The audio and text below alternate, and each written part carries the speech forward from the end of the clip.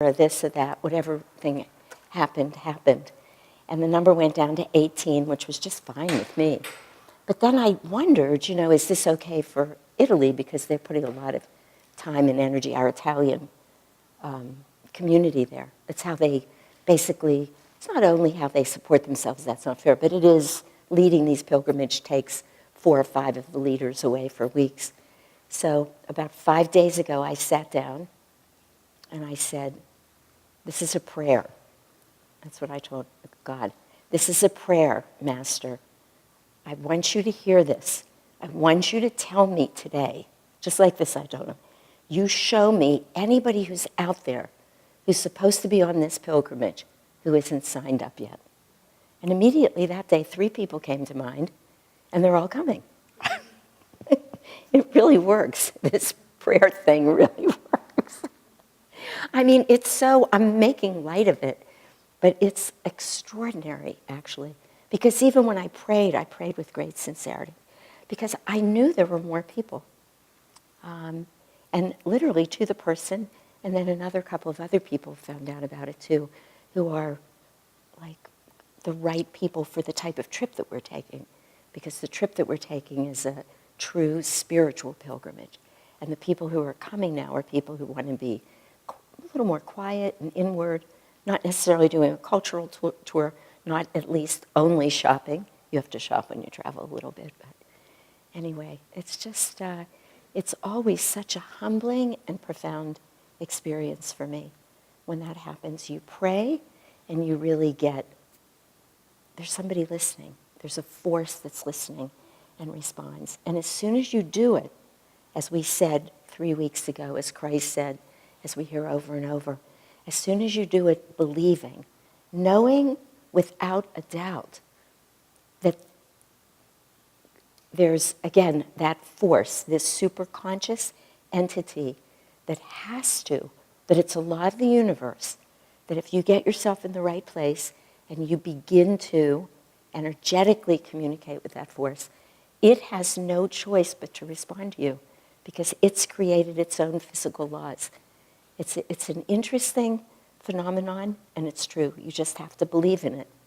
And I'm not going to repeat everything we've said because, as we've said, sometimes the answers don't come that you thought you wanted, so you have to be intuitive enough to know. For years, people used to ask me the question, and it's a perfect question, and it remains a question. How do you know if you're really getting an answer? If God's really talking to you, if your divine self is really in flow with the universe, and that's what you're hearing, or if it's your head telling you what you'd like to hear. When I say it, they sound like they're so distinct. Well, they are distinct, but it doesn't often feel that way. You really can't tell. Swamiji has said many times in many talks, of course, one of the hardest things on the spiritual path is to really know when it's your intuition that you're following and not your ego, your mind. And of course it is, because when we think about what intuition really is, intuition can only come when we're in tune with, in flow with our higher, more expansive self.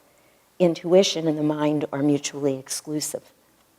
So it's complicated, and the mind is so good at what it does, and it tricks us. But what I've always said, and what I know to be true because it's happened in my life, in the way that you then know something, is that when you feel something, anything in the world, beyond a shadow of a doubt, those are important words, but beyond a shadow of a doubt, when I got those 3 pictures in my mind, I said to myself, they're coming. They're just coming. I never thought to question it because it's just how it felt. It felt like God heard me, answered my prayer. I got the intuitive thing. These people need to be on this journey. I didn't need them to be. I didn't even know who they were. One of them actually really surprised me. And anyway, I won't finish that sentence, but one of them surprised me. I'll finish it there. But it was the truth.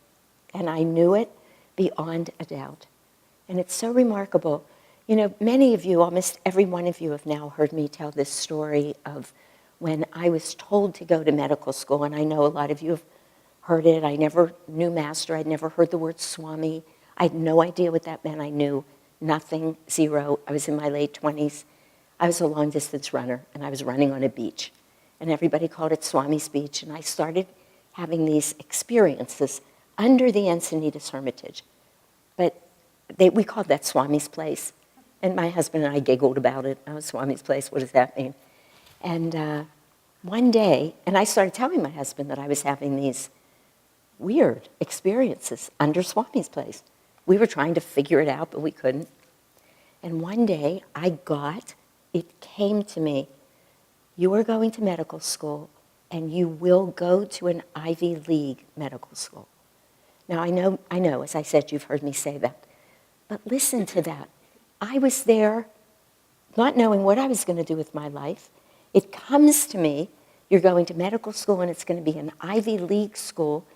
And without a beat's pause, I turned around. This is just a true story. I ran all the way home. It was about 5 miles from there. I walked in the door. I said to my husband, who was busy playing his drums, like this. He stopped. I said, I'm going to medical school. He said, really? I said, yeah. It just came to me. I was told that. And by the way, it has to be an Ivy League medical school. He said to me, okay, what do we do? That's how it happened. It never dawned on me to doubt it. Why would I not have doubted it? I never even went to college. I did not have a college degree. Who goes to medical school? You understand? It was all impossible. But I never doubted it because it was the truth. When you hear the truth, you might want to fight with it, you might want to resist it, but if you're genuinely at all open to it. And it's not one of these things like, if I'm walking down the street and I step on a crack, then that means, you know those games you play? No, it's not like that. I mean, we have to be either looking for or open to, for those who would receive me. We have to be receptive, right? And then these truths can come. And you know it beyond a shadow of a doubt, which is really the key here. Last week, when I was sitting here in that circle and everybody was being blessed, I realized that there were people in the room who were a little shy. There were people in the room who were a little resistant. There were some of us in the room who were like, me, take me next. I want to hear, just bless me. But not many, you know. And it's not that I can't understand shyness. I mean, of course, I get that. But I thought to myself, something's missing. If everybody in this room truly knew what was happening, when you sit there and you are in the midst of people chanting Om, saying these sacred words of Yogananda's, Divine Mother, thou art omnipresent, thou art in all thy children. Of course, they are. That's even a misnomer. Thou art all thy children. Thou art all thy children. You understand? It's not just in us. It's like that divine consciousness, super consciousness, that manifests itself, that becomes us, manifests thy healing presence in their body, mind, and soul. What an extraordinary prayer. What an extraordinary prayer. And then to have 12 or 15 other people really, and you think about it, how did you do it? You were serious when you were blessing somebody else. Everybody in this room was. And we are chanting Om. And that, I sat here and I watched all of you and I said, we have to talk about Om next week a little bit. We have to understand why that is so extraordinary that Lahari created this situation for us and gave us the opportunity to have that happen. Why would we ever pull ourselves back from it? Now, I could answer that question myself. Sometimes you're just so upset, angry, scared, depressed. You don't want to be well. You may not know that in your conscious mind, but believe me, there are many times where I have had experiences where I have not been able to help somebody through something that I know I could help them through. And I've said to people, And again, some of you have heard some of these stories. I'm not going to tell any of them tonight because I don't have time. But I've said to people, are you sure you want to be rid of these headaches, doing better with your partner, let go of your abdominal pain? People look at me, of course. Who would want to have a headache every day? Man comes in who's had a migraine headache every single day of his life for how many years? But when that man started not having headaches, he got really freaked. And he said to me, you're right. I wasn't ready yet. Now, I'm not saying we are human beings. We all have conditions that we can't let go of. It's, in a way, it does speak to our ability or inability to be at one with all that is, but what does that mean? We're all there. None of us sitting here can be one with all that is. That's our goal. But the truth is that if you want to be healed, if you can say to yourself, I'm feeling whatever I'm feeling tonight, scared, down, this, that, but absolutely I'm going to give everybody the best chance that they have, then you would jump into the middle of the circle. You would want to be in Om. Now, I don't know how many of you have ever seen this book, but this book is a necessity for anybody on the spiritual path. It was written by Bharat, who's the man who does we know him as the man who does the sharing nature activities, but he's also the man who knows about Om. He is a unique and extraordinary soul. But I wanted to read you a few things that he said, because when something's said perfectly, it's just said perfectly. Why try and paraphrase it? But the opening line of his book says, Om is God's consciousness vibrating throughout creation. Om. We're chanting Om. Om. What is really Om is God's consciousness vibrating throughout creation. I'm going to talk about this in a minute. It is the bridge that unites nature and spirit, human and cosmic consciousness. It's a bridge. That's the key word there. It's the bridge that unites us to all that is. The sound of Om, which is a vibration, and we all know sound is a vibration, right? That's the easy one. It gets harder to think of everything in the universe being a vibration when you're looking at a chair or you're looking at your body. Much harder. But not harder when you think about sound, because we know that. That's sound waves, right? I mean, we all grow up knowing these things. Holy Om is the stream of God's consciousness. I just love that line, and I'm reading this to you intentionally. The stream of God's consciousness into which the soul merges to discover its own highest nature. That is, well, that's the essence of the spiritual path. It's the essence of what all of life is about, because all of life is about the spiritual path, whether we're saying that to ourselves all the time or not. It's the essence of healing. It's what we're doing when we pray. Every single thing that we'll talk about in any class we ever teach is that first paragraph. You could buy this book and read that paragraph over and over. And it says, in very simple language, first there was God. There was energy. It had a thought. It put that thought into vibration, and that vibration became everything. And Om is the stream of all of that. And when we want to go home, we get in the stream and we follow the thread and we go home. Now, if you can imagine that you have 15 people seriously, consciously holding their attention at the point between their eyebrows, chanting Om, if you could just willingly, joyfully, receptively come and sit in the middle of this room and merge into that Om. We have to know this. This doesn't make us good or bad. I have a lot of physical problems. I have 8 ruptured discs in my spine, and I mean, I could go on. I've had as many medical, well, I shouldn't say it. I have really not had a lot of medical issues, but I get sick. You know, I mean, things happen. This doesn't make us bad. It just shows us where we are.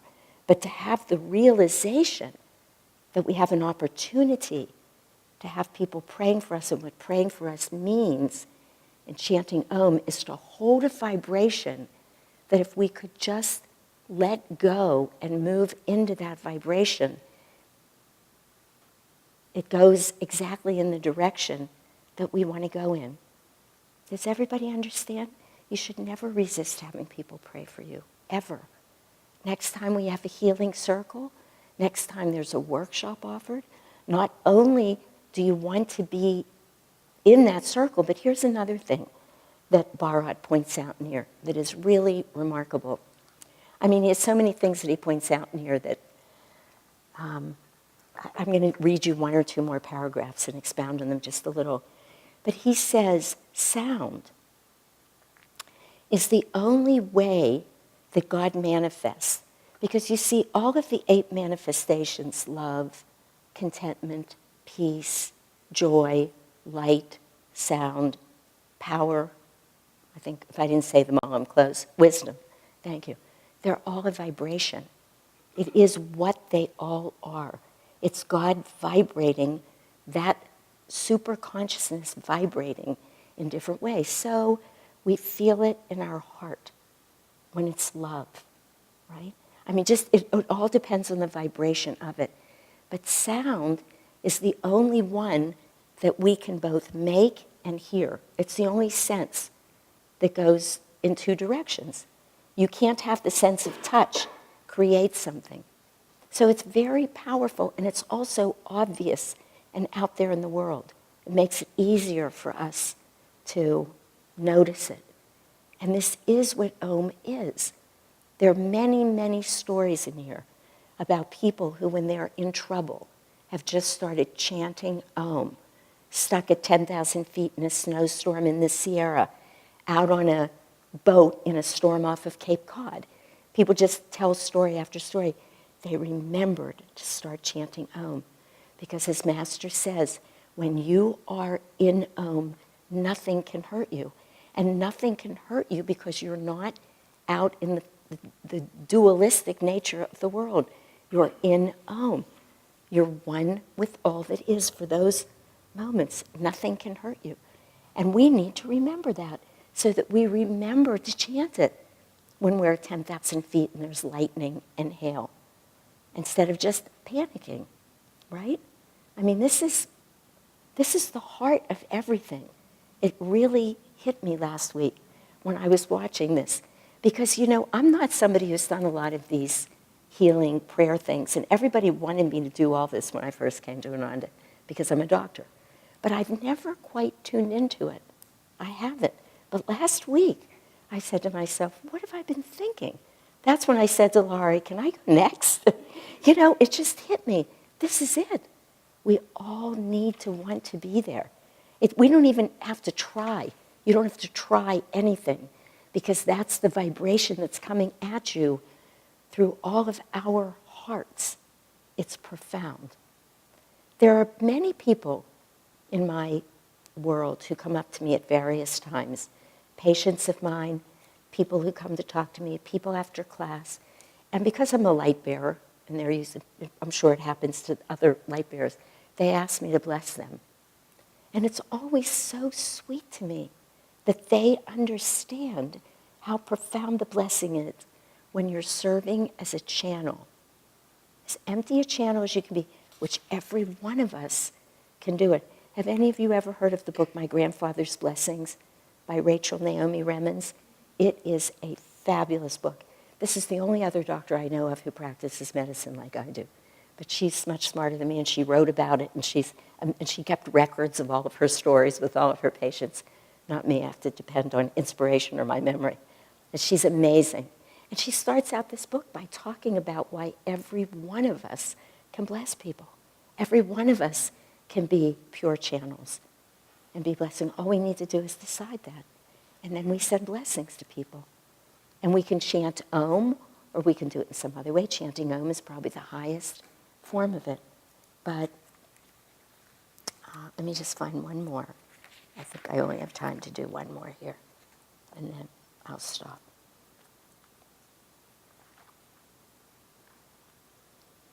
this is just one line, I won't expound on it, but he said, when one communes with Om, he enters into the stream of God's love and knows for a certainty. These words are just so beautiful. Knows for a certainty that the Divine Spirit is lovingly present in the world. This came after his talking over here about these sociologists from Baylor University. They did a study, and they found out of all the people they studied, 73% of the people surveyed, they were all Americans, felt that God was authoritative, critical, or distant.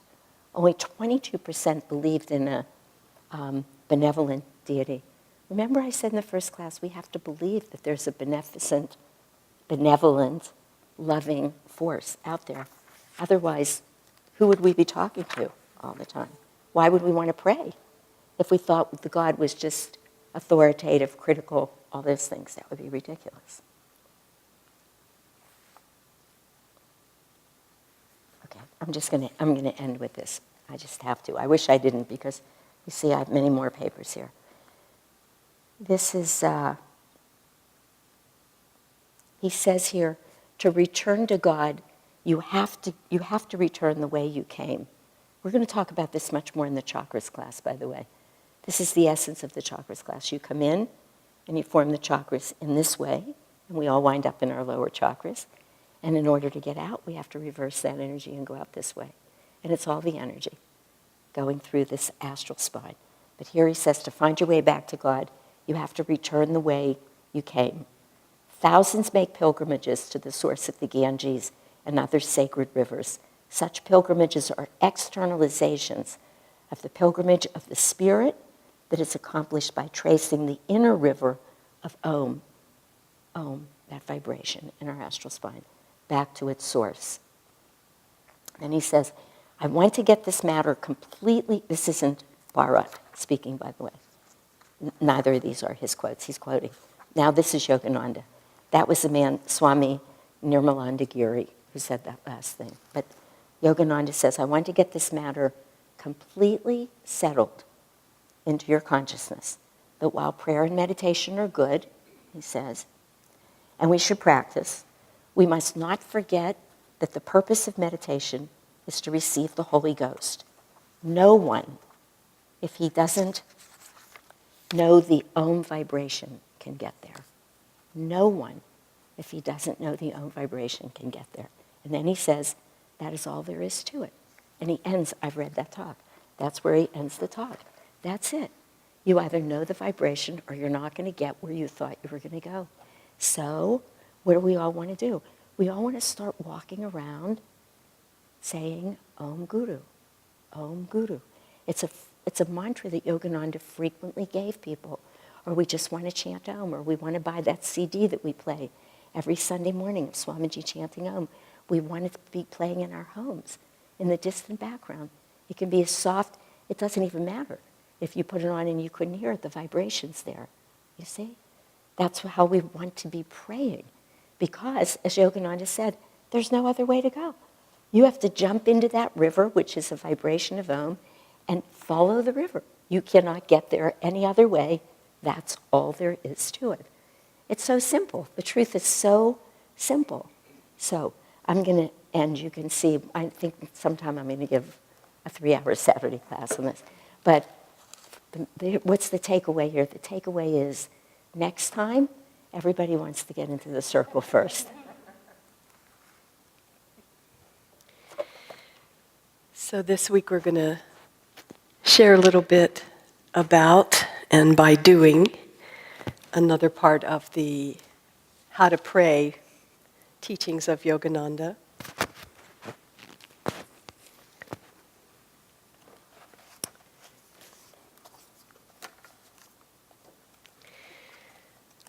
This is coming a lot from this book, Affirmations for Self-Healing. This is written by Swami Kriyananda. And any of you who come on Sunday, over the years, we've heard these affirmations. After we meditate first, then we listen to these. We say them out loud. Yogananda mentioned, we follow his suggestion on this for good reason.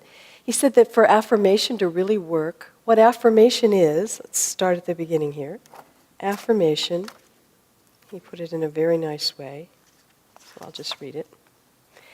An affirmation is a statement of truth which one aspires to absorb into his life. It has been said that we are what we eat. It would be truer to say we are what we think. As Shanti was saying, starting about Om was a perfect way to begin, because this is really about words and the vibrations that come with thoughts and words, which are thoughts, made a little more into form. So it's all about vibration. Healing is about vibration, prayer is about vibration, meditation is about vibration. It's all about attunement with that highest vibration. So the way that prayer helps us is that we say, okay, God, here I am. I'm opening myself to that higher vibration, to your vibration. And affirmation helps us realize we're not asking for something that's way out there and different than we are. We're really trying to just return. This is a path of self-realization, and that simply means remembering, coming back to the true self with the capital S. The baby self in the ego trapped in the body is the little s, and the self that's united with all that is, the ultimate infinite vibration, is the big S, self. So we're just trying to find ways to make those bridges. Om being the ultimate bridge, our thoughts being another opportunity to make that bridge. Because as you start to study about the chakras, and many of us know, there are all these little thoughts and habits and patterns that are going around in the body and in the mind, even more in the mind. I'm this way, I'm that way, that happened, this happened, and we just believe that's the truth. That's the vibration we're tuning into, like a broken record, just going around and around and around in our thoughts. So there reaches a moment where we say, I don't want that anymore. I want to be thinking differently. I want to have a different experience of life. I want to have more joy. I want to have more happiness. I want to realize, like these affirmations that Heidi does in her yoga class, I am free. That simple affirmation where you just picture yourself just soaring into infinity. I am free. That was always one of my favorite ones when I did it. So simple, 3 words. I am free. Just that feeling always meant a lot as I would do that affirmation. And it shows us what can happen when we really concentrate and focus on other ways of thinking. And there's levels of the brain we hear about in Meditation 1 and others. There's the conscious mind, we walk around, we operate, we're pretty much aware as we are aware, as we can be aware in our conscious mind. Then there's the subconscious mind, the sleepy, dreamy, kind of hungover from lots of lives, just lots of experiences, just sort of hanging out in the lower part of the brain and in the subconsciousness. So when we start to want to transform and to change something that's lodged in these different parts of ourselves, we want to address each of these levels. So in affirmations, Yogananda said, okay, do them this way. First, start really loud so that you kind of wake up your conscious mind. You reach that place where your conscious mind is operating, and you allow yourself to focus on the words that you're saying and the energy behind it. Then you go quieter, sort of almost automatically in a way. And that part sort of starts moving around in the subconscious area of the mind. But it plants little seeds. It can be very powerful in that place of mind, because there aren't that many ways to really connect directly with that energy in the mind through mental ways or thoughts. So it sort of plants itself there. And the idea being, if you've got, I know there's this new method now of agriculture where many of our friends love to experiment with it at the farm. It's called permaculture. And what the real far-out, freedom-loving permaculturists do, they say, okay, you've got this dirt, you make the dirt really great. You just soil, you feed it, you mulch it, you put compost, you do all this good stuff on it. And then you throw out some seeds that you want to have grow there. Well, something else is going to grow too. Lots of weeds are going to grow, but you don't worry about those. You just keep putting out the good seeds, and eventually they just take hold, and that's the only thing that grows. And people are having remarkable success with that once they really get in tune with that method. We're still doing a whole lot of weeding at our farm, as we are in our lives, pick that out, pick that out. But you can see the beauty of that philosophy that, there's richness, there's soil, the subconscious mind is there, the conscious mind is there. We just keep planting positive seeds, and they will just grow. I am whole, I am well, I am free, I am peaceful, I am successful, I am energetic, I am positive. In fact, I wanted to start this way, but now here we are, and we've been going a little while. So let's all stand up, because I want to do that. Real simple, moving the body and practicing affirmation, and that's the superconscious living. I love the story of this in our school. They say the children, when they do this, and they do the last part, they fly up into the air. And the mothers who wake up their children once they've learned this in the first mornings, they just are tickled to death to see their children do this, getting instead of grumpily out of bed. So it's, I am positive, energetic, enthusiastic. I am positive, energetic, enthusiastic. I am positive, energetic, enthusiastic. I am positive, energetic, enthusiastic. I am master of my body. I am master of myself. I am master of my body. I am master of myself. I am master of my body. I am master of myself. Awake, rejoice, O body cells. Awake, rejoice, O body cells. Awake, rejoice, O body cells. Awake, rejoice, O body cells. Okay, now I think we're a little more awake. That's good.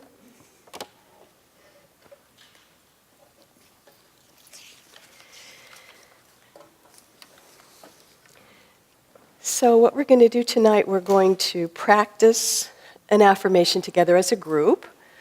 And then we're going to let you be a little bit creative. I have some selections from this book. As I was looking through them, it was really difficult to choose which ones. There are 52 of these. And I had a study once, and I think I'm going to go back to it now, where whatever I was working on, a project, boredom, nervousness, fuzzy thinking, low energy, anything that comes up, and I'm thinking, gee, I wish I was not that way, or I wish I had more of these things.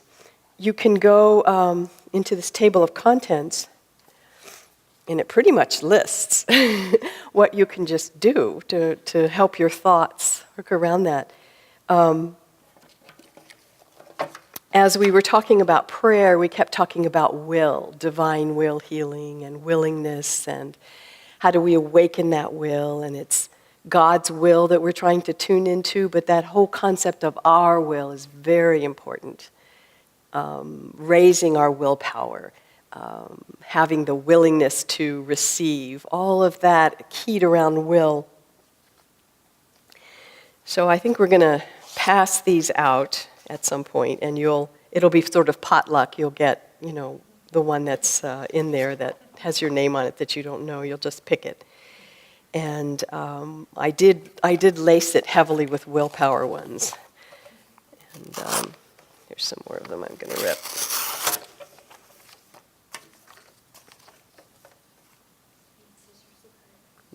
I'm good. The other ones are all. I just didn't get those cut.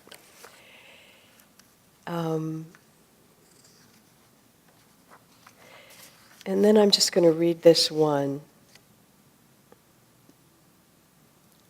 This is on positive thinking, and in this book, each one lists a little bit of an introduction to kind of get you in the mood of the topic.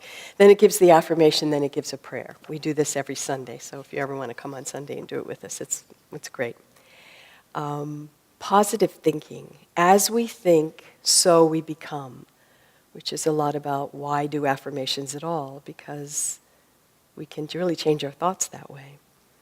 As we think, so our lives and circumstances become also. From the divine consciousness come answers to all our questions and solutions to all our problems. It is in lower consciousness that confusion reigns. Think positively in everything you do, for in that way you help to attune yourself to the divine flow. One who is inwardly in tune with grace finds all things harmonious and beneficial being attracted to him. Positive thinking combined with the sense of divine attunement is never presumptuous, for it draws its power not from the ego, but from the consciousness of God's joy within. So just in that little paragraph, we kind of get the whole range of what it is we're trying to do with affirmations, why it's important, and how our positive thoughts can really change our experiences. And it doesn't just change our thoughts, because what it does when we are thinking something, we're tuning into that thing. So if we're tuning into positive energy of freedom, of joy, of upliftment, it's also building our magnetism of being in that vibration. And when we are more in that vibration, we have the magnetism of that vibration, and then those things that are like that come to us, because like attracts like. So the more we affirm contentment, high energy, willpower, joy, we start to live there more in our vibrations. And that link between Om and all of these states of consciousness is precious. And I'm really glad Shanti started with that. So I think what we're going to do now is just practice a little bit, and then we're going to pass out the individual ones. And then I'll talk about that later. Let's just practice for a little while now. So just as if you were going to meditate, the time to do any of these practices, Yogananda is really, really smart, like all these masters are. Basically, it's the same thing over and over and over. We're sitting with a straight spine, we're tuning in to the inner energy in our bodies, and we're relaxing away from the day. So let's do a tensing, relaxing exercise so we can let go of any residual tension in the body. Inhale, double breath. Vibrate. Exhale. Inhale again. Tensing, vibrating, letting all the tension come to a focus at the point between the eyebrows. Exhale. Let the energy flow through freely. Now I'm going to do one of nice, good, generic affirmation about an aspect of God we've been talking about. It's just about God as light. We'll do it loud a few times, medium, softer, softer. And then the final stage, which I didn't talk about, is you look up at the spiritual eye. And the goal is to go into the vibration of the truth of the words, behind the words. And if you concentrate really, really, really deeply there, this is the seat of will and of creativity, of divine creativity. You can actually create that state of consciousness by your concentration and absorption in that state. I am submerged in eternal light. It permeates every particle of my being. I am living in that light. The divine light fills me within and without. I am submerged in eternal light. It permeates every particle of my being. I am living in that light. The divine light fills me within and without. I am submerged in eternal light. It permeates every particle of my being. I am living in that light. The divine light fills me within and without. I am submerged in eternal light. It permeates every particle of my being. I am living in that light. The divine light fills me within and without. I am submerged in eternal light. It permeates every particle of my being. I am living in that light. Divine light fills me within and without. Now focusing at the point between the eyebrows in deepest concentration. I am submerged in eternal light. It permeates every particle of my being. I am living in that light. The divine light fills me within and without. I am submerged in eternal light. It permeates every particle of my being. I am living in that light. The divine light fills me within and without. I am submerged in eternal light. It permeates every particle of my being. I am living in that light. The divine light fills me within and without. I am submerged in eternal light. It permeates every particle of my being. I am living in that light. The divine light fills me within and without.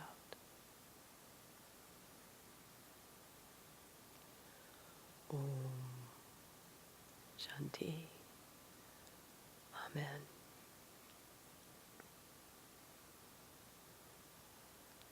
It can be very helpful to take an affirmation and write it on a piece of paper and put it on your refrigerator or on your computer, something that really speaks to you, and just do it over and over and over and over and over.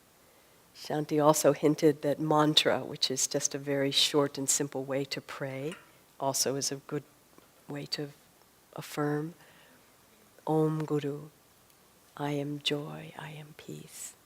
We have the Hong Sa technique in Meditation 1, which Yogananda gave to everyone, and it says, I am He, I am Spirit. And sometimes just to do the Hong Sa as a mantra, Hong Sa, Hong Sa. This recalls the wandering sadhu of our lives back into the center, and reminds us who we are. I am free, I am Om. We have a lovely chant that we sing, I am Om, I am Om. Omnipresence, I am Om. So chanting is another way of practicing affirmation and prayer. Very recommended. It's sort of painless prayer, painless chant, painless affirmation, because there's music and you sing along a little. So it's a lovely way to let those thoughts move around the brain, getting all the little seeds planted, and also move in the heart to awaken the feeling through the melody, and very helpful. So now, Chandra, would you just start passing that around? If you can, however your method is, if you like to shuffle it a little, close your eyes and pick it, or just take the top one, take a pen as well, because this is 2 parts. The first part will be whatever Divine Mother gives you as a little piece of paper.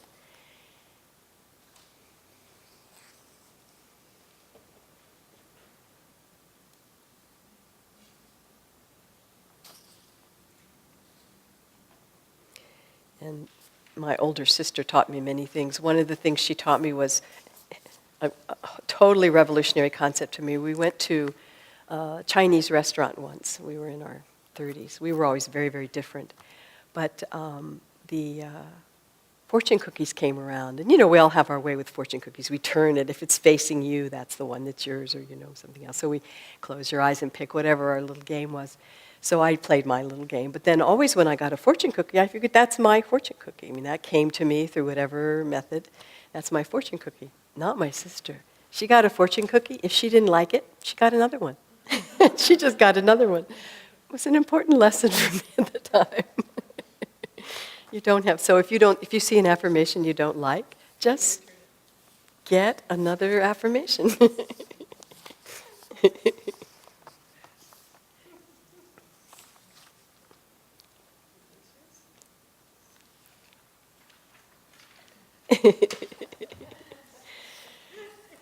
I have some extra ones. So if you want to raise your hand because this just isn't your affirmation and you want another do-over, you can have a do-over and get another one.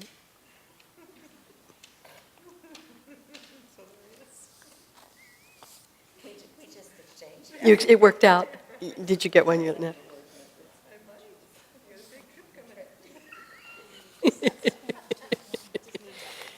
Did you get income? I got income at first. I didn't. You didn't, yeah. Been there, done that, okay. Taking some income in for some high-mindedness. Okay, that sounds like a really great deal. Now we can all trade around and see who wants to get. I'm tired of willpower, you take my willpower. Okay. So we have a little time. We may not all get to read our affirmations, but if you got one that you think is really juicy and it just really applies to you, you know, the lottery really, you won the lottery and it really works for you, just raise your hand and we can listen to your affirmation. Yeah, we could take a minute on that. It's a great one. I mean, here you are in the temple of Ananda, which means divine joy. Joy is one of the hallmarks of all that we're doing, and the way of expressing that Yogananda had, very joyful. And there's a wonderful, simple way, it hints on it there. Ananda is divine joy, which is something inside that's unconditional. Nothing takes it away. Doesn't need anything to make you experience it, and nothing can take it away. Because it's just it's our soul quality. It's an aspect of God that's always inside us. So what we're all trying to do in the many ways that we do is just to access that place of spiritual flow, the stream of energy moving through us that has that joy aspect in there. So that's the perfect joy. And then there's, you know, it just comes out from there. It's like Om starts as the ultimate vibration, and then it goes into sound and words and music and lots of things. So joy, divine joy, Ananda, goes down into pleasure, happiness, you know, all of those things. The ups and downs, the temporary joys, you know, which have a little bit of dependence on whatever the circumstance is, and maybe a little more, you know, ups and downs to it. But bliss, as the great ones explain it, is just a deeper, kind of all-flowing experience of joy. But any little bubble of joy that we have along the way, some of the good teachers I've had have said, you just expand that bubble. Just keep expanding it and expanding it and expanding it. You know, follow your bliss became a really popular thing because everybody wants that. That's what everybody's goal is that joy. So whenever we find it, just make it bigger. Offer it up so that you're not attached to it, and make it bigger. And then, you know, we get there. That's our nature. So we're all headed to bliss, that perfect joy.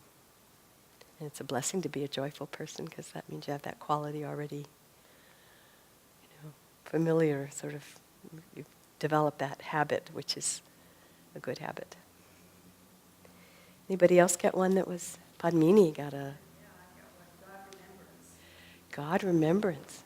I will live in the remembrance of what I am in truth. Mm-hmm. Yeah, to be aware of one's thoughts. That's a lot of what affirmation can help us do too. You know, we plant the good thoughts in there, so when something happens, I am Om, or in Om nothing can touch me. You know, if you get some of these little short catchphrases, they're really great replacements for those derailing things that go on in our minds. Our minds like to do that.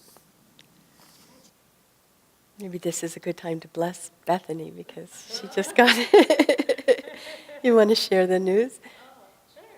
It would be fun to just Om you on your new adventure. Yeah, well, I know, it was still here. Just happened last week. Yeah. So we could send her 3 Oms. We like to do this a lot whenever things are happening. So for Bethany's new adventure in self-awakening and service, sharing God's light and love with all. Oh.